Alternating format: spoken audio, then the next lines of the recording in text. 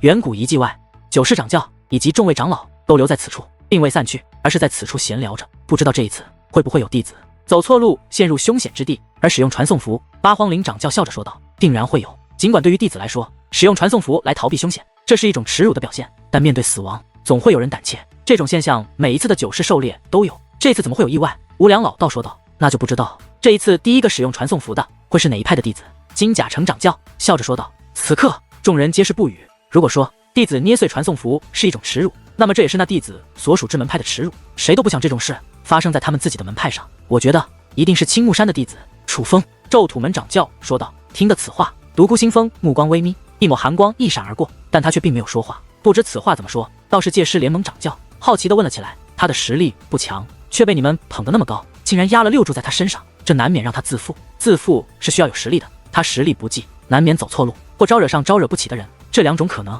都会让他遇到危险。若是他无法对抗的危险，他唯一的退路就是使用传送符。咒土门掌教有理有据地分析道，虽然有些片面，但也不无道理。听过咒土门掌教的话后，倒也有不少人点头附和。此刻独孤星风依旧不言不语，倒是界师联盟掌教以及苗人龙还有那位藏剑山庄的无良老道笑了。掌教大人，有人使用了传送符。忽然远古遗迹内几位青木山长老走了出来，竟然这么快就有人使用了传送符，是谁？听得此话，哪怕众位掌教也是颇感意外。虽然每次九世狩猎都有人使用传送符，但那也是九世狩猎开始一段时间之后，像今日这样九世狩猎才刚刚开始就使用传送符的，还是少之又少。如果说使用传送符是耻辱，那么这么快使用传送符绝对是耻辱中的耻辱。意外之际，人们都将目光投向了远古遗迹的方向，他们都想知道究竟是哪个门派的弟子这么快就使用了传送符。而在众目睽睽之下，岩鬼等20名咒土门弟子在几位青木山长老的引领下出现在了众人的视线之中。岩鬼，怎么是你们？这一刻咒土门的忽然站起身来，他坐不住了，可以说他一脸的震惊，因为他们怎么想也不会想到这使用传送符的弟子会是他咒土门的，并且还是20名弟子全部都使用了传送符。掌教师尊，是弟子无能。岩鬼等人知道自己犯下大错，赶忙跪倒在地，跪拜求饶。这到底是怎么回事？是谁伤了你们？咒土门掌教愤怒地问道。他已经看出他这20名弟子之中，不仅有人受伤，还有人被废了修为，他们绝对是遭到了袭击，否则不会这么狼狈。是楚风，是青木山的弟子。楚风。岩鬼对于此事倒没有隐瞒。什么？楚风？听得此话，在场的许多人都是颇为吃惊，甚至就连独孤星风、苗人龙等人也是颇感意外。就算他们知道楚风很强，但也没有想到楚风会这么快就把咒土门的弟子全部淘汰，这究竟是为了什么？青木山的楚风除了他还有谁？他们为什么对付你们？咒土门掌教问道。只有他一人，因为言语不合发生冲突，我们不敌，只好躲避。岩鬼没有如实交代，他怎么可能告诉人们是他们收了秦凌云的好处去对付楚风，结果被楚风给逼了出来，这也太丢人了。他实在不好意思说出来。这一刻在场之人都无语了，尤其那咒土门的掌教更是如同吃了死老鼠一般，脸色苍白，什么都说不出来，已经无需再问了。只是楚风一人便将咒土门20名弟子逼得全部在第一时间便使用了传送符，这已经说明了一切。尽管这很让人难以置信，甚至难以接受，但是岩鬼等人的一番话已经告知了所有人楚风有多强大，他们信也得信，不信也得信，毕竟这就是事实。楚风还真是不懂事，只是言语不合，怎么就将人逼得使用了传送符，白白的丧失了一次机会。诸位掌教，依我看，不如这样吧，反正此次九世狩猎才刚刚开始，不如再给咒土门的小友们一次机会，让他们重返远古遗迹，你们看如何？独孤星风笑眯眯地说道。羞辱，绝对的羞辱，这简直就是在当着所有人的面打咒土门掌教的脸，在无形之中告诉他，你咒土门的弟子远不如我青木山的弟子，再给你们一次机会，也只是可怜你们而已，不必了，我们走。咒土门掌教气得咬牙切齿，此时此刻他已经没了一代掌教的风度，竟直接起身想要走人。白猿杀狂，快命人给咒土门的几位小友疗伤。独孤星风说道。不用，我咒土门还没有弱到连疗伤之法都不懂，告辞了。咒土门掌教很不领情，率领众人便离开了。恭喜独孤兄，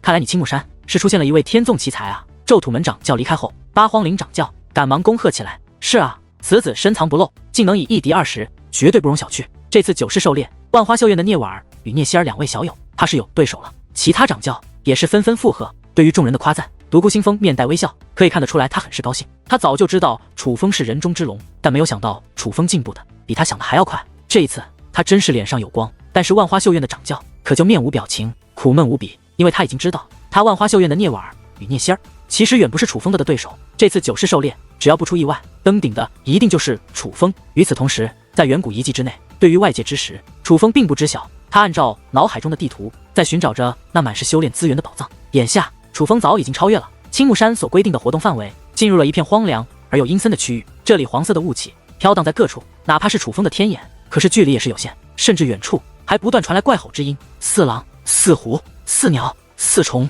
很是诡异。总之，一股凶险的气息弥漫在四周各处，仿佛危险之时随时都会降临。这才是真正的远古遗迹，在这里，常人必须无比的谨慎，提起200%的精神，否则一个掉以轻心，必然丢掉小命。可是楚风却是如履平地一般，一如既往的快速前行。他之所以毫无顾忌，那是因为在他脑海中有着一幅地图。当初刚刚踏入东方海域之时，楚风认识一个罗爷爷。这个罗爷爷修为不是很高，但却喜欢游历江山，用其一生走遍了五之圣土的很多地方。而他耗费这么多年，也并非一无所获。他曾在五之圣土的西方夺得一个宝箱，那宝箱中有着3件宝贝，一个是具有天地能量的果实，还有一个4式匕首、4式手杖的暗金色物品，最后一个便是一张地图。而那个地图不仅记载着位于青木山远古遗迹内的宝藏，同时也记载着此处凶险之所在何处，此处机关在何处。楚风当时就意识到那地图很是珍贵，所以将地图的内容记于脑海后，便将其毁掉了。现在那地图的一切都在楚风的脑海中，尽管此处危机四伏，但楚风却心知肚明，知道自己应该怎么走。可忽然之间，一个脚步落下之后，楚风顿时瞳孔一缩，身体一颤，就连脸色也是微微一变，暗道不好，这下糟了。楚风脑海中的地图虽然记载着此处的远古阵法、各种机关以及遗迹远古凶兽习惯的栖息的地方，但却没有记载楚风现在所碰到的情况。这里有着一座阵法，覆盖很广，很是隐秘，绝对不是寻常界灵师所布置，否则楚风不可能没有发现。这至少是蛇纹级黄袍界灵师的杰作，并且应该是青木山所布，因为楚风能感应到，尽管这座阵法潜伏于此处至少有几千年的历史，但几千年前距离远古时期还有很远很远的距离，所以这不是远古时期的阵法，那就一定是青木山布置的阵法。而楚风也能察觉到，这阵法实际上并非杀生阵法，只是感应阵法而已。如今楚风触发了它，青木山的人会感应到自己来过这里，并且这不是普通的感应阵法，具有锁魂功能的感应阵法，只要触发了这阵法，不管楚风御空而行，而是遁地而行，都会被青木山的人所感应到。接下来楚风的一举一动都将暴露在青木山之人的视线内，除非楚风能够破开那已经埋藏于其体内的追踪阵法。所以楚风没有继续行走，而是盘坐于半空，双手不断结印，层层结界之力开始在其体内翻江倒海的倒涌起来，他要破阵。与此同时，在青木山一处最为神秘的地带，有着很多座古塔，其中一座古塔的深处有着一座金色阵法正在运转，那阵法中涌动着的皆是蛇纹，说明布置此阵的乃是蛇纹级黄袍界灵师。此刻这阵法光芒闪烁，其中竟若隐若现的浮现出一个模糊的身影，一闪一闪的不断出现在这阵法之中，且越来越清晰。而与此同时，在这阵法的四周还盘坐着8道苍老的身影，他们有男有女，却个个白发苍苍，脸上挂着历经无数岁月，静看岁月变迁的苍老。最主要的是，抛开他们的年龄不谈，他们的气息竟个个都是半地巅峰，每一个都不弱于9世掌教，并且他们也全部都是黄袍界灵师。忽然其中一位睁开双眼，绽放出比鹰还要凌厉的目光，看到阵法中那闪烁的身影，顿时大怒，该死，竟有人闯入了禁区，是什么人如此大胆？听得此话，其余7位也都睁开了双眼，看到那阵法中的身影，目光中都或多或少地涌现出了杀机。眼下应该是9世狩猎进行的时间，想必一定是哪家的弟子不懂规矩才闯入了那里，无妨，放任他去吧，那样的地方不是他能够闯进去的，若是一意孤行，等着他的只有死路一条而已，谁都救不了他。一位老妇人说道，不行，规矩就是规矩，这里乃是我青木山之禁区，无论任何人都不得入内，莫说外门弟子，就算我青木山弟子，只要进入其中也是死罪。我们分会长大人看守于此处，就应该按他的吩咐做事，难道只因对方弱小就放任他在禁区内肆意妄为吗？起初说话的长老严厉地说道。老妇人有些无言，会长大人之命令，他们的确应该绝对服从，否则堂堂8位青木圣会长老不在青木圣会内好好修炼，反而是坐守在这里，为的是什么呢？薛长老说的对，我这就去将这个无知的小鬼抓过来。老妇人说话间忽然起身，准备离去，不必抓回来，会长大人说过，擅闯禁区者死，你当场斩杀即可。那位薛长老说道。若是我青木山弟子呢？老妇人问道。一样，格杀勿论。薛长老语句冰冷，没有一丝感情。明白。听得此话，老妇人的眼中也是再度涌现出冰冷的杀意。会长大人乃是青木山真正的掌管者，他老人家的命令，他们不得不服从。可就在这时，忽然一声巨响传来，这古塔也是左摇右晃，竟是古塔紧闭的大门被人强行击破。而在此之后，阵阵古怪的声音也是自门外传来，很快的一大片紫色的气焰自门外涌入，挡住了出口。那紫色气焰不仅具有生命，更是散发着吞噬天地的恐怖气息，哪怕堂堂8位青木圣会的长老皆是半地巅峰的存在，但在这股气息面前也是眉头紧皱，瑟瑟发抖。先前还气势昂然高高在上的他们，此刻脸上都涌现出了凡夫俗子才会出现的恐惧之容。这件事你们不得插手。忽然紫色气焰之中传来这样一句声音，冰冷无情，这是绝对的命令。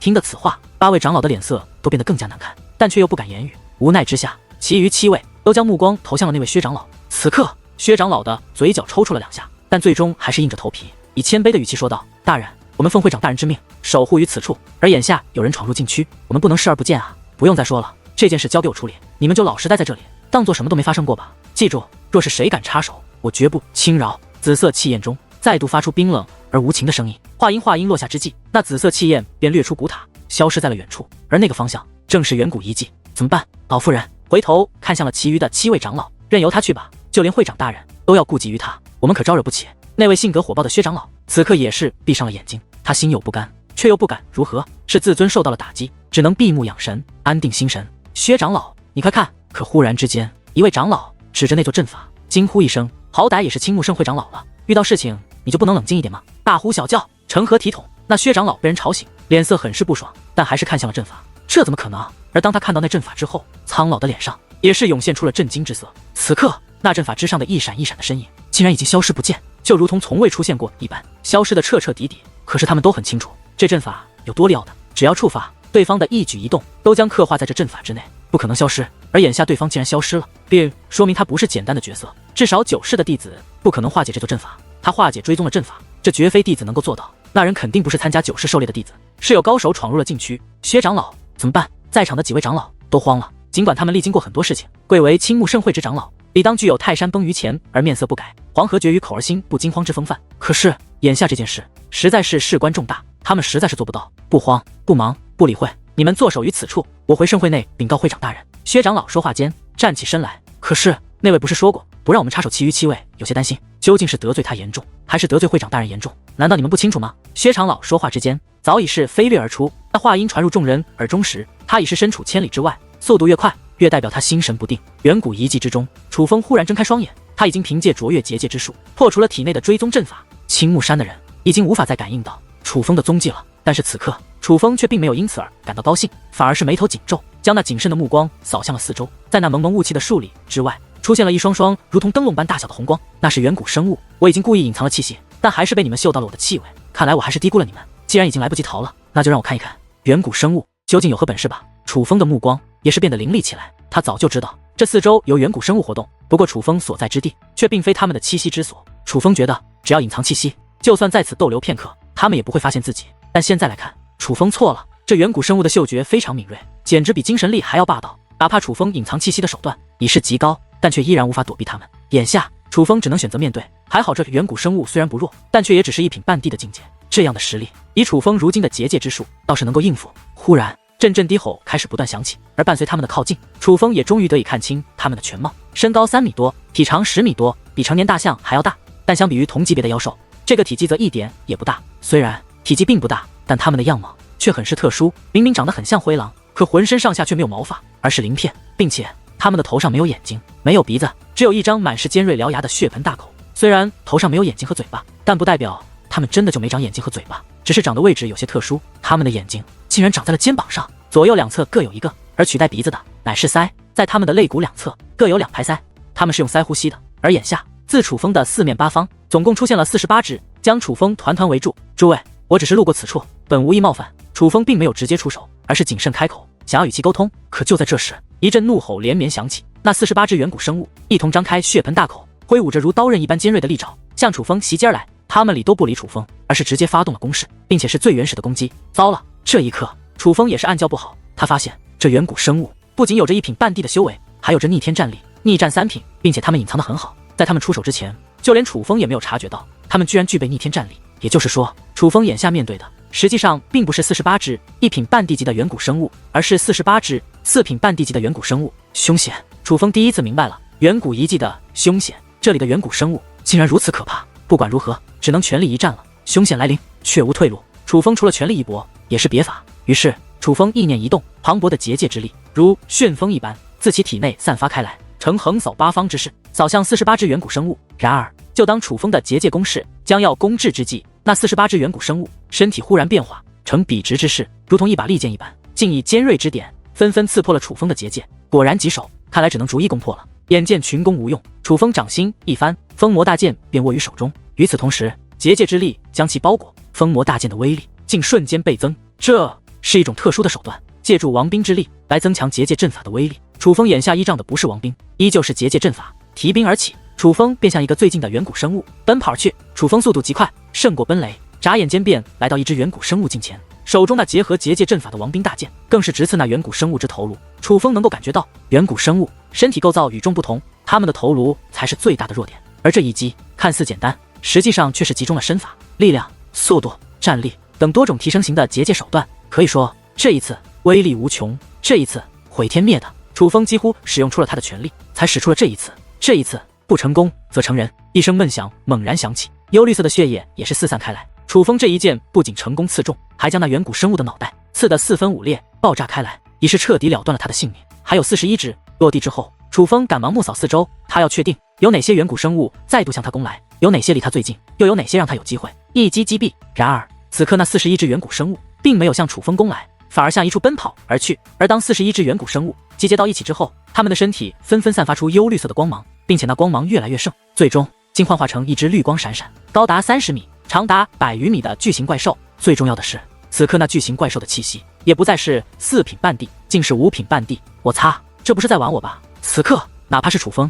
也是目瞪口呆，一脸的不可思议。诸位，你们听我说，我真的只是路过，本无恶意，咱们谈谈可好？楚风握着那还沾染着远古生物血液的封魔剑，笑眯眯地对那巨型怪物说道。而换来的除了一声怒吼，还有一道自其口中喷出的幽绿色光波。见状，楚风赶忙纵身而起，向远处躲闪。而当他离开之后，那光波也是落在了他先前所站立的地方。刹那间，狂风四起，黑土飞扬，那处地带出现了一座直径数万米的巨坑。那已经不是巨坑了，而是一座山谷。这巨兽的一个光波便炸出了一座山谷，并且这里的土地与外界还全然不同，坚固如铁一般，寻常人根本难以挖洞存毫。但这怪物却轰出了一座山谷，可想而知，他的这一次攻击若是落在这远古遗迹之外，又会何等恐怖，将造成多大的杀伤力，扼杀多少生命。到了这种境界，毁天灭地绝对不是说说而已，而是真的能够做到。该死，这家伙根本听不懂人语。楚风眼见大事不妙，转身便逃。他已经发现了，虽然这远古生物很强，并且也具有一定的智慧，但却没有人性，也就是说，他们更类似于凶兽。就算拥有通天之能，但却也只懂得猎食与杀戮而已，没有争夺天下之心。不过仔细想想，楚风倒也能够理解，若是他们具有人性，拥有与人类和妖兽一样的智慧，能够合作的话，青木山早就利用他们了，怎么会将他们关在此处？毕竟他们可是很强的战力，比那些长老强多了。但这不是重点，重点是现在的楚风不是这些远古生物的对手，他必须想办法逃脱才行。然而就在楚风卖力逃脱之际，身后却忽然传来一阵古怪的声音，那声音似乎是群鸟鸣叫，但更似群魔乱舞。只是听到这个声音，便让人毛骨悚然，内心一颤，回头观望，楚风更是瞳孔一缩，眉头紧皱起来。在他的身后是那远古巨兽，而在远古巨兽的身后是一片磅礴的紫色气焰，那阴森而恐怖的声音正是自那紫色气焰散发而出。楚风能够感觉到那紫色气焰有多恐怖，那是5地级的人物。说时迟，那时快，紫色气焰已是追赶上了远古生物。顷刻间，惨烈的野兽之哀嚎开始自那远古生物的口中传出，但那哀嚎只是停留了一瞬间便结束了。楚风亲眼看到紫色气焰掠过远古生物，来到他面前的时候，那足足41只远古生物已是化作了森森白骨，不但血肉一滴不剩，哪怕他们剩下的骨头也都是寸寸断裂，被硬生生的给捏碎了。凶残，这才是真正的凶残。眨眼之间吞噬掉41只如此恐怖的远古生物，可想而知，眼下来到楚风近前的紫色气焰有多恐怖。这下真的惨了，这远古遗迹内竟有5地级的怪物，难道我楚风今日就要死在此处？此刻楚风的心中也泛起了嘀咕，但他却不甘就这样受死。他觉得这紫色气焰与众不同，就算也是远古生物，但应该也具备一定的人形才对，所以他想要与其沟通。楚风，你怎么来到这里了？忽然一道声音响起，竟是自那紫色气焰之中传出。你认识我？楚风骇然吃惊，这位居然知道自己的名字。你不能继续前行了，这里太过危险。那紫色气焰之中传来一声劝告之音，而更令楚风意外的是，这个声音竟然很是柔和。你是谁？楚风听出对方并无恶意，反而很关心自己，所以他想知道这位究竟是谁。他印象中显然不认识这样1号人物。紫色气焰有些犹豫，忽然陷入了沉默，而楚风则是静观其变，不急不躁，也不催促。他知道对方在犹豫要不要在楚风的面前露出真容，现露真身也罢，反正早晚要见你。紫色气焰忽然开始旋转，如同紫色漩涡一般，越聚越小，最终竟化作一个妙龄少女，站在了楚风的面前。这个少女穿着很是朴素，长相也很是一般，但皮肤却很好，白皙如玉，很是细腻。燕儿，怎么会是你？楚风发出惊呼。楚风一眼就认出了这名少女，这名少女叫做燕儿。当初楚风初入青木山，去苍冥药园执行任务，遇到过一个少女被人欺负，楚风便救了她。那名少女后来还带楚风到了一处满是苍冥药草的地方，让楚风超额的完成了任务，并且也是在那里，楚风与江芙蓉相识，而那个少女正是眼前的这名少女燕儿。可是楚风无论如何也想不到，当初那个任凭弟子欺凌的守园人，却不言不语的善良姑娘，竟然拥有5帝级的实力，这真是让他大吃了一惊，甚至有些接受不了。楚风，你居然还记得我？见楚风还认得他，燕儿的脸上竟流露出欣喜之色。当然记得。燕儿，这究竟是怎么回事？你刚才的那股力量是从何而来？楚风一把抓住了燕儿的肩膀，他显得有些激动。燕儿支支吾吾，过了还一会才说道：“对不起，我不是人。”你不是人，那你是什么？楚风问道。我本是天地奇物，自远古时期诞生，孕育了足足数万年才大成。当我苏醒的时候，乃是万年之前，而他们都叫我为苍冥花王。当日，你与那个叫白若晨的丫头，在苍冥药园地底之中所得到的苍冥金刚铁，其实并不是藏于地底之中，吸取苍冥药草中的苍冥之气进化而成，那是我的躯壳。我蜕变成型之后，所剩躯壳的一部分。燕儿说道。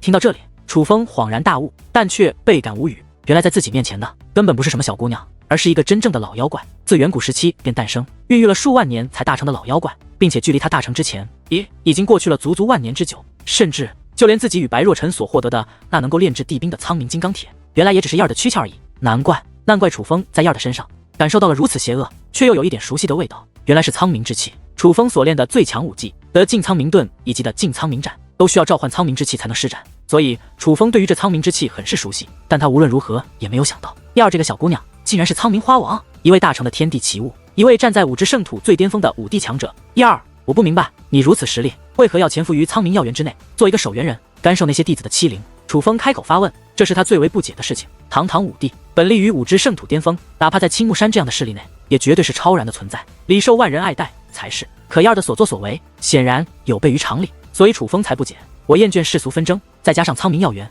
乃我诞生之地，我对那里有留恋，所以就留在了那里。至于那些欺凌我的人，他们没有一个能够活着走出过苍冥药园。话到此处之时，燕儿的眼中闪过一抹无比冰冷之色，嘴角还掀起了一抹冷笑。看到这个目光，看到这个笑容，楚风的心中也是不由一紧。他在那目光之中发现了杀气，极重的杀气。他能从那目光中看得出来，死在燕儿手中的生命，怕是数不胜数。而从燕儿的笑容中，楚风能够看出，燕儿对于所杀之人没有一丝忏悔，更没有一丝同情，冷血无情。这样的燕儿，与其面容不符，她根本不是温婉的少女，而是冷血的魔头。但是楚风却不怕她，他能感觉到燕儿虽然是个手染无数鲜血的魔头，但对她并无恶意。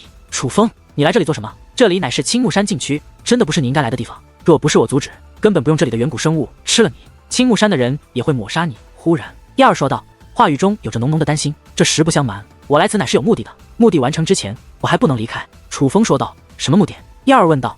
我要到达那个方向的最深处。楚风指向了雾气蒙蒙的方向，那里正不断传来远古生物的低吼，一声比一声刺耳。你是要图谋这远古遗迹的宝藏？燕儿问道。你也知道这里有宝藏？楚风问道。当然知道，不止我知道，青木山也知道，不然这里怎么会被列为禁区？燕儿说道。就算如此，我还是要去，已经走到这一步了，我不想错过这个机会。更何况我已经解除了他们的追踪阵法，我有没有继续前行，他们也不知道。楚风固执地说道。楚风，你不要这样顽固。燕儿劝道。我知道你是为我好，但我决定的事情不会回头。刚刚被远古凶兽盯上是我大意，不过接下来我会小心，也就不会再发生这种事。对了，燕儿，你能够为了我赶到这里，我真的很感激，谢谢你，也谢谢你愿意表露真身，告诉我你的过去。楚风冲着燕儿笑了笑，随后便继续向遗迹深处行去。既然你一意孤行，那我就助你一臂之力，让你知道你在这样的地方有多弱小，而你的前方有多恐怖。忽然，燕儿再度化作紫色气焰，如同旋风一般将楚风给卷了起来，而后化作一道紫色流光，跃向了遗迹深处。燕儿的速度极快，绝对超乎楚风的想象。若不是用天眼仔细观察，楚风连周围的景物都看不清。这便是5帝，拥有纯正的地级武力，站在5之圣土巅峰的存在。而一路走来，楚风感觉到了无数道强大的气息与自己擦身而过，不用想也知道那都是远古生物，但是他们的实力真的很强，几乎每一个缕气息的主人都拥有碾压楚风的实力，个个恐怖至极。这也就是燕儿带着楚风前行，若是楚风自己，怕是真要加倍小心，稍有不慎就将落入虎口，必死无疑。终于，燕儿停了下来。此刻出现在楚风等人面前的是一座峡谷，宽达数万米，深不见底，长则无边。最重要的是，这座峡谷之中竟有地级武力冲天起，形成了一道无形的武力墙，封锁天地。这武力墙没有伤害性，也不会真的阻挡人，它更像是一道界限，提醒着人们不要向前。而在这峡谷的对面，茫茫雾气更为浓郁，但是在正中的地方却出现了一道雾气漩涡，暗藏无限杀机。这是什么？楚风问道。我可以明确的告诉你，前方有着一座远古杀生阵，穿过那远古杀生阵，就是远古强者遗留在这里的宝藏。但那远古杀阵极为恐怖，自古以来不知多少强者闯过其中，但大多都是有去无回。燕儿说道。你说大多都是有去无回，而不是全部都是有去无回，这么说来，就是有人进入那远古杀阵而又活着回来了。楚风问道。没错， 8937年前，五支圣土一位隐士高人出世，来到青木山，要求探一探这远古遗迹。那位隐士高人不仅是武帝强者，更是一位龙纹级黄袍戒灵师，是五支圣土真正的最顶级高手，连青木圣会的会长也不敢不给他面子，所以便应了他的要求。那位闯入了远古杀生阵，又活着走了出来，但他出来的时候已经浑身是血，身负重创，连神识都被波及。来到此处之际，他挥动手中的半成地兵，斩出了这座峡谷，警示后人不得再闯那远古杀生阵。而那位离去后，便再也没有出现过，音讯全无，所以后人都猜测他是伤势过重，离开此处不久便死去了。燕儿说道。听得此话，楚风沉默了，似乎在思索什么。但在燕儿看来，楚风是受到了打击。楚风，我不是有意要打击你，我只是想告诉你，这里连武帝都过不去，你就更过不去了。我知道你渴望力量，如果你真的有什么需要，我倒是可以帮你，但这里真的是万万不能去的。毕竟我在青木山这么久，实在见过太多次所谓的强者进入其中，但却有去无回了。燕儿担心地说道。可不曾想，听过燕儿的话后，楚风的嘴角竟忽然掀起一抹笑意，随后大嘴一咧，竟然疯狂地大笑起来。一阵笑声响彻开来，传向四面八方，惊得附近的远古生物随之发出愤怒的咆哮，但他们也只是咆哮，却不敢过来。他们可能是忌惮燕儿这位武帝，也可能是忌惮那远古杀生阵，或是忌惮这眼前的峡谷。总之，他们不敢过来，只能在远处嘶吼泄愤。楚风，你怎么了？燕儿越发紧张，他真的担心楚风是被他刺激傻了。燕儿，你说这里连武帝都过不去，可假如我楚风过去了，那岂不是说连武帝也不如我？楚风对燕儿问道。楚风，你说什么呢？燕儿彻底迷糊了。开个玩笑，我自然知道我不如武帝，不可能与武帝强者相提并论，但我有把握闯过那远古杀生阵。楚风说话之间，忽然身子一跃，落地之时已是峡谷的另一端，并且正向雾气漩涡行走而去。楚风，你疯了吗？我刚刚与你说的那位隐士高人，可不是寻常的武帝，连他都过不去，你怎么可能过得去？你可只是一位武王啊！燕儿呼喊道。而楚风则是摆了摆手，连头都不回。那位前辈不是寻常的武帝，而我楚风也不是寻常的武王。看着楚风渐行渐远的背影，燕儿的目光则是变得越加复杂。起初他只是担心楚风，也生楚风的气，气楚风如此倔强，不听他的劝告。可忽然之间，他瞳孔一缩，神情大变。楚风的身影看似弱小，但却蕴藏伟岸。尽管他身为苍冥花王，拥有武帝之力，活了万载岁月，可此时此刻，他看着楚风，却是自愧不如。他没有楚风的魄力，距离漩涡越近，那其中的杀机也是越来越重，宛如无形的大山，无形的巨浪，一重一重压迫而至，让人想不畏惧都难。可楚风却毅然前行，不畏不惧。这远古杀生阵应该是此处最难闯的难关，其中暗藏无数杀机，但却是楚风最不怕的一关。楚风的自信绝对不是空穴来风，他脑海中的地图清楚地告诉了楚风该如何破开这杀生阵，甚至楚风根本无需破阵，只用走的就能闯过这吞灭无数高手的远古杀生阵。阵阵怪叫传来，一道身影落在了楚风的身旁，是燕儿。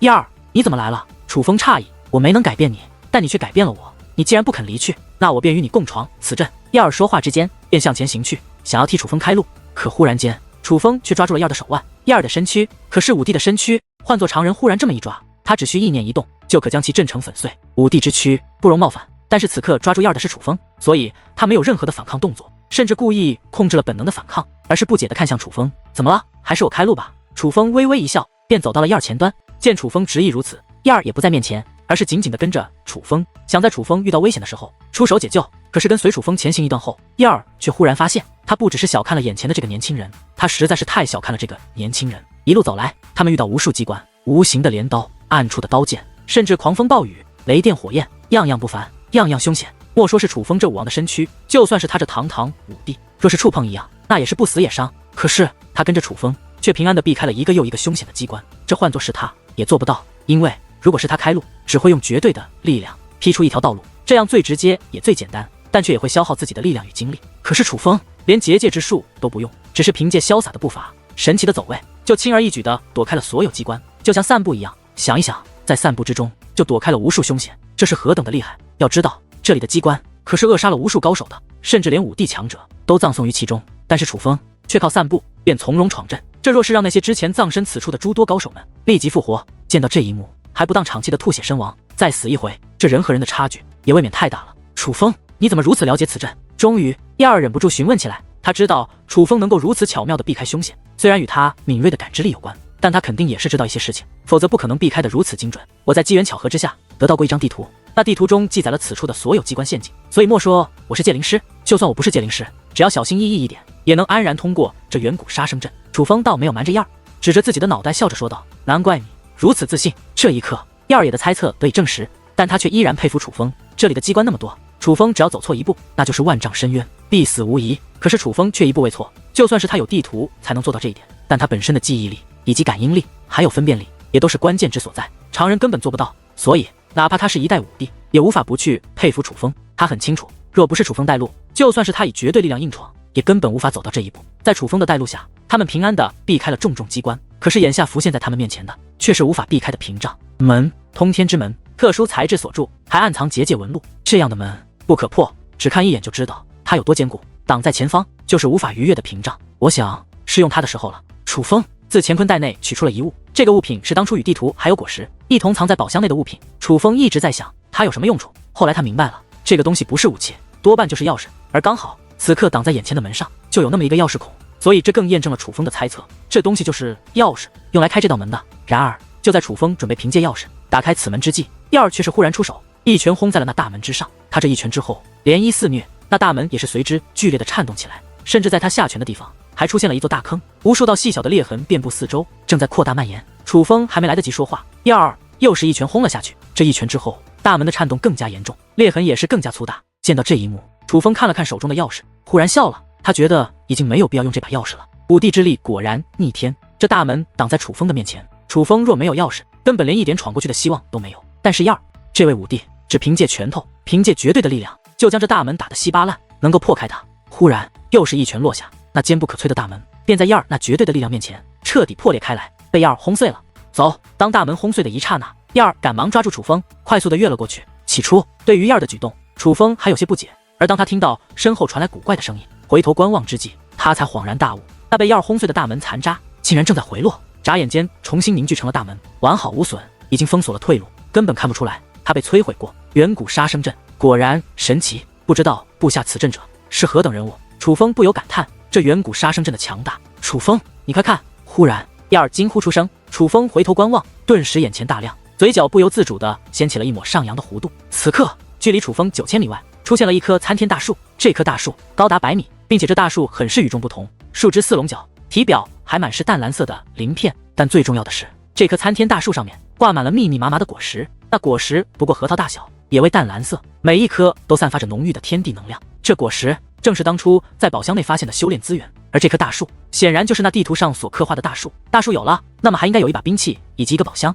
楚风将目光投向大树下方，顿时大喜，在大树的下方的确插着一件兵器，而在那兵器的旁边还有着一个巨大的宝箱，光芒闪闪，一看便知不凡，宝藏已是近在眼前。这个距离，楚风能够清晰地看见，那插在地上的兵器是一把弓，湛蓝色的弓，似是宝石打造一般，竟然还流动着白色的纹路，仿佛那不是一把弓，而是一座天，天内有白云，茫茫人海间，这不是一把寻常的弓，单用看的，楚风就能够感觉到这把弓的品质胜过独孤星风所拿出的那把无尽之刃数倍。若是没有猜错，这应该是一件半成地兵，并且是真正的半成地兵，绝非仿品。而那宝箱有隔绝的作用，哪怕楚风的天眼能够洞穿一切，但却也无法看破那宝箱之内究竟有什么。但这已然无关紧要，重要的是那满树的修炼资源。楚风若是将它全部炼化，那修为自然是要暴涨一番的。不过此刻楚风并没有贸然前进，因为他发现除了那兵器，除了那宝箱，在大树下方还有3具骨骸。那3具骨骸可不是普通的骨骸，银光闪闪，还有特殊的纹路浮动，仿佛那根本就不是骨骸，而是至宝一般。但实际上这就是骨骸，只不过这不是普通人的骨骸，乃是武帝强者的骨骸，只有武帝强者的骨骸才能进化到这种地步。楚风，这里危险！燕儿也注意到了这一点，赶忙挡在了楚风身前。而此刻楚风也是发现，这3具骨骸虽然仍旧光芒闪闪，但实际上已死的不能再死，就连本源都被吸干了。这里肯定发生了什么，否则不可能有3具武帝强者的骨骸摆放在这里，就连本源都被炼化。还以为是什么角色能够闯到此处，搞了半天一朵苍明花和一个小武王，不过好在还是带着我想看到的东西来了。忽然一道声音自四面八方传来，似是无数个人在说一句话一样，很是古怪。但可以确定的是，这个声音响起之际，楚风顿时汗毛竖立，毛骨悚然，如同遇到大难一般，本能的发出了恐惧。你是什么人？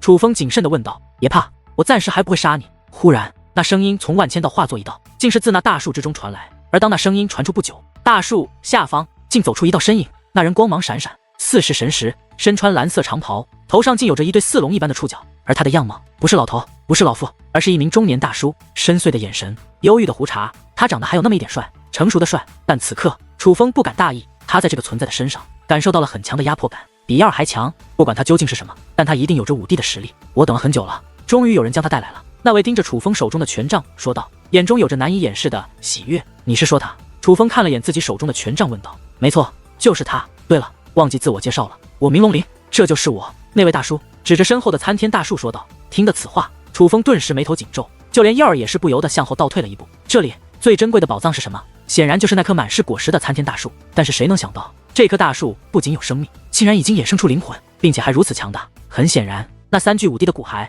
不是平白无故来到这里的，应该是很久以前，分别有3位5帝级强者来到了此处，但却都被这个自称龙鳞的家伙给杀了。看来你们也发现了，他们3个是我杀的。那位大叔看了眼脚下的3具骨骸，猥琐的一笑，随后说道。不过这不能怪我，他们想对付我，我只是自卫而已。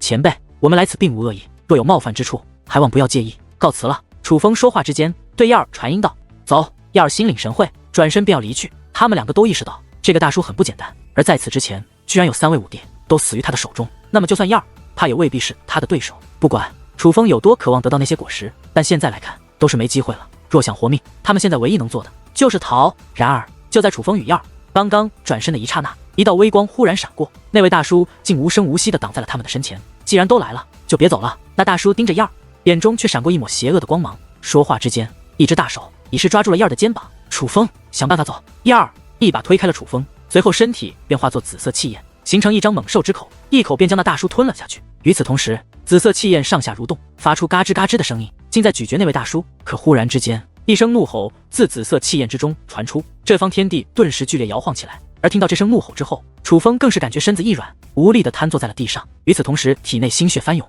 耳朵、鼻子、眼睛都开始流出鲜血。最终，楚风嘴巴一张，更是将一大口鲜血喷洒而出，洒满了衣襟。龙吼，先前的声音很像是龙吼，但却是楚风所听过最恐怖的龙吼。只是一声吼，就险些要了楚风的命，并且楚风知道对方不是冲他来的。如果对方是冲着他来的，恐怕此刻的他就不只是七孔流血这么简单，而是粉身碎骨，灵魂破散。混账，放开我！就在这时，燕儿惊叫的声音传来，定目观看，楚风大惊。燕儿已是化作少女的模样，但此刻却如同小鸡子一般，被那大叔抓着，尽管卖力挣扎，却也是丝毫无用。身为堂堂5帝的燕儿，在这个大叔的面前，竟没有反抗的能力。小鬼，我也不与你废话，限你2年之内成为半帝，然后回到这里，那个时候我就放了这个丫头，再赐你那些果实。那大叔指着大树上的果实说道。说完这句话后，那大叔又指了指地上的3具5帝遗骸，说道：假如2年之内你没有回来，那我就要这个丫头与他们为伴。你要放我走？楚风问道。废话，不然我与你说这些做什么？那位回道。你究竟想要我做什么？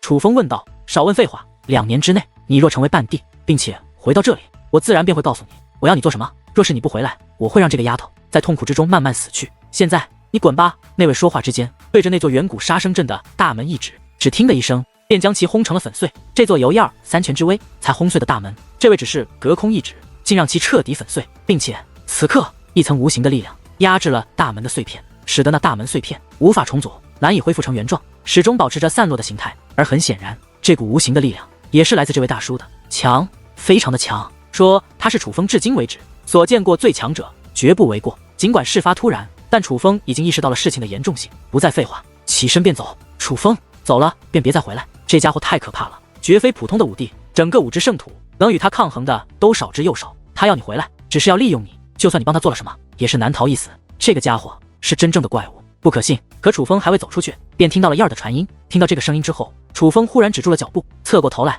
对说道：燕儿，等我回来，我一定会带你走，等一等。忽然龙鳞的声音再度响起。有事？楚风问道。你说你一定会回来，且先不说你所说的是真是假，我就先当做你一定会回来。可是2年之内，如果你没有成为半帝，你回来也没作用，就不怕我杀了你？龙鳞问道。我不知道我成为半帝对你有什么用，但我知道我如果没有成为半帝，对你来说就一定没有用，否则你不会让我成为半帝再来找你。而如果说我对你没有，但我却回来了，我想你也许会杀了我，但就算这样，我还是要回来。我回来不为别的，我要以我的命换他的命。楚风指着燕儿说道。来这里是我的打算，他是来陪我的，所以我不能让他死在这里，要死也应该是我死。楚风说这番话的时候，没有看着那位，而是看着燕儿，目光很是温暖，但却满含歉疚与担心。楚风，你听到这番话，看到那样的目光，燕儿表情呆滞，心中却是泛起滔天巨浪，涌动着难以言表的情绪。难道你就不怕死？龙鳞问道。怕，但我不能让他因我而死。楚风回道。好，想不到你小小年纪竟有如此血性，比那些活了数千年、上万的家伙都要强。就看在你这一点，我就答应你。若是2年之内你没有成为半帝，那我也不杀他，只要你回来，我就给你一个以你命换他命的机会。龙鳞说道。那晚辈就多谢龙鳞前辈了。楚风抱拳施礼，他觉得眼前这位倒也不是那么不通情理，倒是具有一些人性。不用叫我前辈，客套无用。你若回来的时候不是半帝，就算我放了他，也会杀了你。而假如2年之内你始终不回来，我也会兑现之前的承诺，让他在痛苦中死去。龙鳞说道。我楚风向来说的出做得到，不过临走之前，我还有一事相求。楚风说道。什么事？龙鳞问道。还望前辈能善待燕儿。楚风说道。放心，2年之内我保他安然。龙鳞说道。多谢。话到此处，楚风不再多言，转身离去。楚风刚刚进入远古杀生阵，那龙鳞便解除压制大门的力量，大门瞬息重组，再度封锁开来。楚风却没有回头，他知道回头也没用，他要做的是2年之内成为半帝，救出燕儿。尽管他与燕儿只是一面之缘，可燕儿却为了保护他而踏入如此凶险之地，楚风没有理由不救他。楚风一路狂奔，没有一丝停留，终于回到了那危险的禁区，回到了九世狩猎的区域。但楚风依旧没有停留，他开始搜寻战旗钥匙。他要在2年内成为半帝，便不能放过任何变强的机会。楚风对九世狩猎第一的名头其实并没有兴趣，但是他对那把无尽之刃很有兴趣，必须拿到。战旗台其实就是一座临时打造的高台，这座高台由结界与特殊的钢铁联合混制。战旗台的上面有一杆战旗，只要拿到战旗，并且不通过传送符，而是徒步将其带出远古遗迹者，就是此次九世狩猎的第1名。不过想要拿到战旗，就要登上战旗台，想要登上战旗台，就要先打开战旗台外围的结界，想打开这结界，需要9把战旗钥匙。除此之外，几乎别无他法。眼下战旗台外坑坑洼洼，狼烟四起，显然是经过一场大战。万花绣院、铸剑山庄、界师联盟、青木山、金甲城、八荒岭、火灵殿、玉水宫8座势力的所有弟子几乎都聚集在此处。这个惨烈的战场也是他们造成的，他们进入这里已经很久了，各自都有一些收获，这也就导致没有人能够集齐全部战旗钥匙，所以他们经过商讨才决定用武力分胜负，胜者将获得所有战旗钥匙。眼下8座势力弟子的混战已经结束，获胜者乃是由聂婉儿与聂希儿2姐妹率领的万花绣院。怎么只有8把钥匙，还缺1把？聂婉儿看着手中的8把钥匙，扫向众人，目光很是冷冽，满是威胁的意味。看他那样，还真把自己当成第一了。若是楚风在，看他们还敢不敢这样趾高气昂，以命令的口气说话。司马颖私下嘀咕道：“听你这意思，楚风岂不是比聂婉儿姐妹还要厉害？”秦凌云与司马颖挨得很近，竟听到了司马颖的小声嘀咕：“那是自然，等下楚风来了，就会狠狠地收拾你。”司马颖说道：“什么？你说那个废物收拾我？哈哈，真是好笑，这可实在是太好笑了。”秦凌云哈哈大笑起来，而见秦凌云这般，在场的许多人都是一头雾水，紧紧地盯着秦凌云，一脸的不解。诸位，这个界师联盟的丫头说，我青木山的楚风比聂婉儿和聂仙儿要厉害，你们说这好不好笑？忽然，秦凌云大声呼喊起来，他竟将此事公布于众，这是有意要让聂婉儿与聂仙儿听到，让他们2个生气，好收拾司马颖等界师联盟的人。什么？就那个青木山的6品武王，他比聂婉儿和聂仙儿要厉害？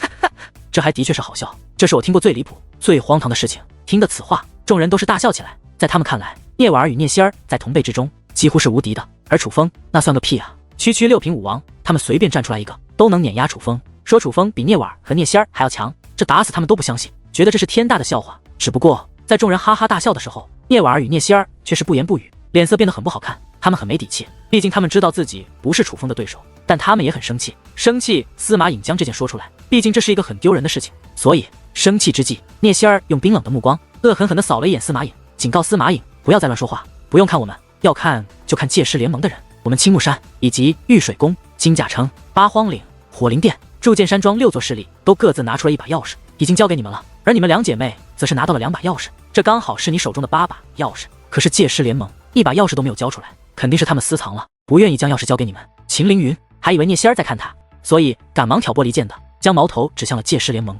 林叶舟，希望你们能够履行承诺，把你们的钥匙交出来。聂婉儿看向了林叶舟，相比于聂仙儿，他倒冷静得多，并没有对林叶舟等人动怒。聂婉儿，不是我们不愿意把钥匙交出来，而是我们根本就没去找那战旗钥匙，我们找都没找，怎么可能有钥匙？我们连钥匙都没有，拿什么给你们？林叶舟说道。没有，那简单，你们现在就去把剩下的那把钥匙找到，然后送过来，交给聂婉儿不就可以了？秦凌云一脸坏笑的说道。秦凌云，你不要太过分。傅飞腾说道。我过分？我只是遵守规则而已。你们既然参加了争夺，并且输了，就理当按照规则交出钥匙，而你们没有钥匙还参加争夺，岂不是空手套白狼吗？这对我们来说不公平。大家说，我说的对不对？秦凌云竟然煽动起众人，秦兄所言不无道理。没错，秦凌云说的很对，我们都交出了钥匙，你们怎么可以不交？听得秦凌云的话后，其他势力的弟子也是纷纷赞同，竟一起威胁其界师联盟的弟子。各位，我想你们搞错了一件事，先前你们争夺，我们可没有说要参加，并且也没有出手，只是站在一旁观看而已。是你们自认为我们也参加了这场争夺的，所以从一开始我们就与你们没有达成协议。莫说我们没钥匙，就算有钥匙也不必交给出来。就在这时，苏美站了出来，你这丫头真是强词夺理，你们虽然没有说参加争夺，但也没有说不参加，我们自然就认为你们是参加了，现在竟然还敢狡辩，是不是要给你一点颜色瞧瞧，你们才肯交出钥匙？聂仙儿指着苏美，狠狠地威胁起来。他本就因为司马颖说出了楚风比他们强的事而很是生气，眼下苏美他们又不肯交出钥匙，他就更为不爽，想要借机教训一下借尸联盟的人。我倒要看看谁敢给我的小美颜色瞧。可就在这时，一道如雷鸣般刺耳的声音忽然在人群之外传来，这个声音宛如无形的利刃，响起之际便刺穿了聂婉儿与聂仙儿的灵魂。两姐妹皆是身体一颤，如同被麻痹了一般，不约而同地向后倒退了一步。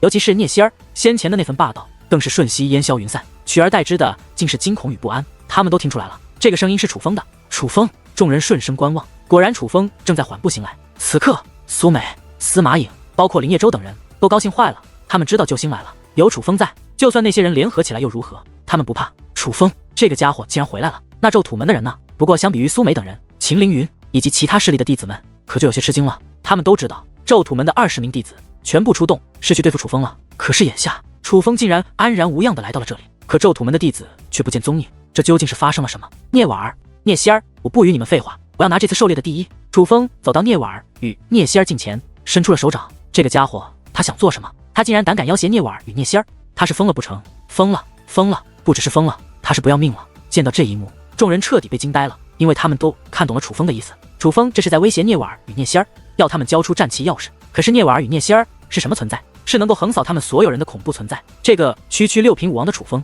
竟敢这么做，这不是找死吗？此刻聂婉儿与聂仙儿的脸色很不好看，尤其是聂仙儿，就连嘴唇也是有些颤抖。他真的怕了，他害怕先前自己威胁苏美等人惹怒了楚风，所以连说话的勇气都没有，而是看向了自己的姐姐。而聂婉儿也没有说话，但却将手中的8把战旗钥匙放到了楚风的手上，随后便带着聂仙儿退到了一旁。我的神啊，这到底是怎么回事？聂婉儿与聂仙儿居然妥协了，众人无语，彻底被眼前一幕所搞迷糊了。尤其是秦凌云等青木山的弟子更是郁闷至极，他们都巴不得楚风与聂婉儿姐妹有冲突，好借着聂婉儿姐妹的手对付楚风。可是眼下楚风公然挑衅聂婉儿两姐妹，聂婉儿两姐妹不但没有出手，反而选择退步，这简直超乎想象，不合常理。秦凌云，我知道你手中还藏着1把战旗钥匙，交出来吧。拿到8把战旗钥匙后，楚风又看向了秦凌云。楚风，你少含血喷人，我秦凌云没有私藏战旗钥匙。秦凌云赶忙反驳，他觉得楚风是在挑拨离间，是在让聂婉儿姐妹怨恨于他，所以他必须反驳，因为他不是聂婉儿姐妹的对手。可就在这时，楚风忽然大袖一挥，一道金芒闪过之际，一道结界便落在了秦凌云的脸上，啪的一声，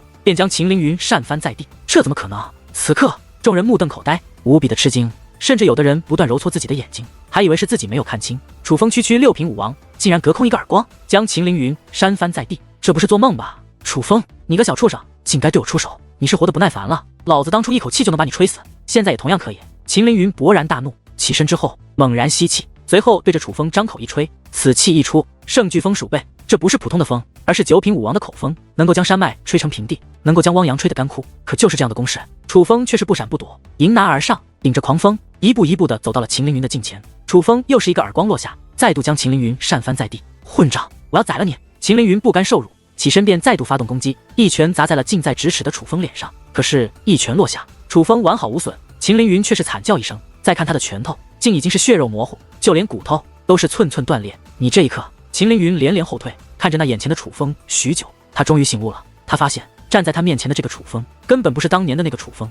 这个楚风已经不是当年那个他只凭借威压就压制的站不起来的楚风了。现在的他已经没有压制楚风的力量，相反，现在的这个楚风站在他的面前，宛如一道不可逾越的高墙。他不是楚风的对手，可是楚风才离开没多久，竟然就发生了这么大的变化，这是多么残酷的事实，着实让秦凌云接受不了。哈哈，难怪你能获得6位大人的压住，难怪连聂婉姐妹也要让着你，原来你变强了，是凭借结界之术吗？但那又如何？楚风，我现在可以明确的告诉你，那最后1把战旗钥匙就在我这里，我若是不给你，你就无法拿到战旗，累死你也无法获得这9世狩猎的第1名，而我死也不会把战旗钥匙交给你的。哈哈，楚风，就算你变强了，可你依然斗不过我，我秦凌云天生克你。秦凌云忽然大笑起来，笑得很是疯狂，近乎发疯的大笑着。给我跪下！楚风冷声喝道。让我跪？你不配！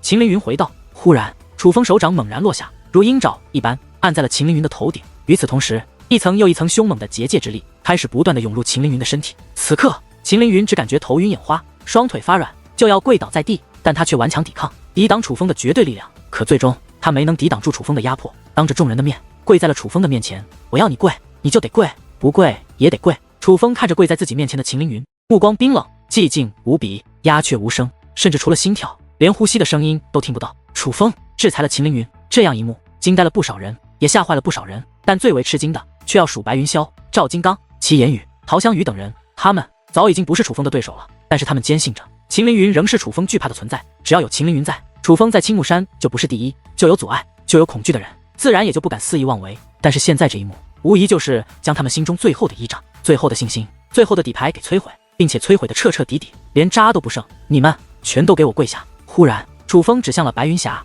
赵金刚、齐言宇、陶香宇等人。楚风此话一落，莫说陶香宇等人，就连其余的青木山弟子也全都跪了下来。不是他们没有骨气，而是楚风的这句话暗藏十足的威慑力，他们不敢不跪。用楚风的话说，就是我要你跪，你不跪也得跪。一群没骨气的东西！见白云霄、陶香宇等人跪得如此痛快，秦凌云气得脸色通红，像要炸开了一般。而白云霄、陶香宇等人则是低头不语，他们不敢看秦凌云，更不敢看楚风，觉得自己现在很丢人，却没有任何办法。好，让你们再狂，以前不是很嚣张吗？现在怎么都跪下来了？原来你们也是一群吃软怕硬的主！我呸！司马颖在陶香宇等人面前又蹦又跳，拍手叫好，那叫一个欢，就仿佛陶香宇等人是在跪他一般。秦凌云，我给你一次机会，你要么把战旗钥匙拿出来，要么我现在就灭了你！楚风依旧抓着秦凌云的脑袋，冷冷地说道：“楚风，你吓唬得了别人，可你吓唬不了我。灭了我，你若是敢灭了我，你也别想活，你敢吗？”秦凌云大笑着，他料定楚风不敢杀他。你说我不敢？楚风剑眉倒竖，冷声问道：“我打赌你不敢。”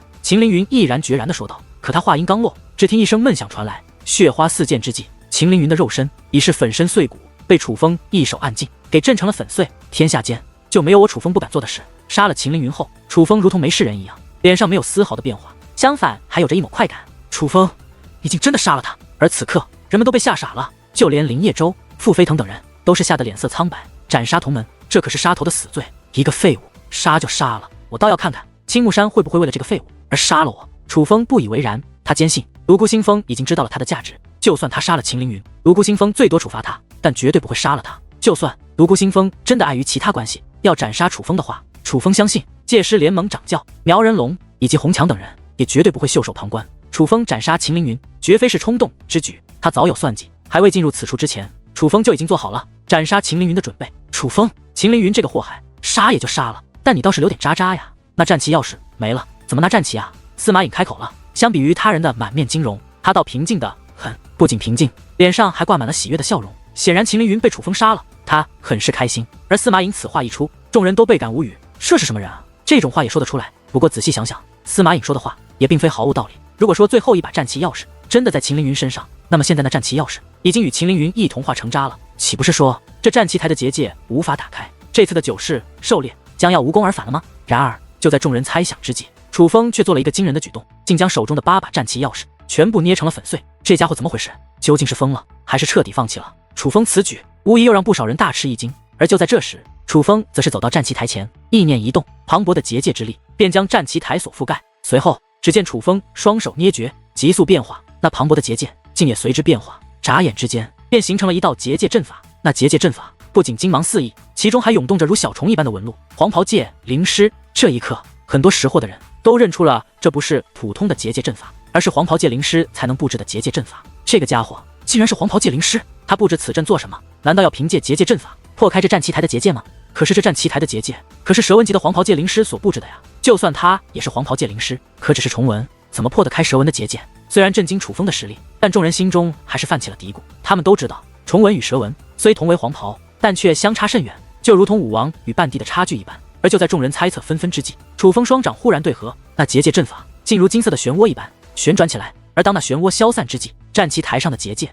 竟也随之消散。楚风破开了结界。破开结界之后，楚风也不顾及众人是何目光，而是身形一跃，便来到战旗台上，大手一抓，直接将那把战旗握于手中。可有人要与我争夺此旗？楚风手握战旗，扫向台下众人。此刻莫说有人敢应，就连与楚风正视的人都没有几个，就仿佛楚风的目光是杀人的利刃一般，所有人都是侧头不看，或是低头不语，赶忙避之。见状，楚风则是身形一跃，来到了台下，与苏美、林叶舟等人会合。楚风现在去哪？林叶舟等人凑了过来，低声问道。楚风杀了秦凌云，这乃是大罪。楚风若是就这样回去，可绝对不妥，当然是回去领赏。可是楚风却不以为然，握着战旗便向出口行去。看着楚风渐行渐远的背影，在场的所有人都愣在那里了，尤其是与楚风不熟悉的人，那脸上的表情才叫一个精彩。他们此刻已经不确定那个叫做楚风的青木山弟子究竟是不是人。单说这份胆量，就绝非正常人所能拥有的。难道说他真的不怕死？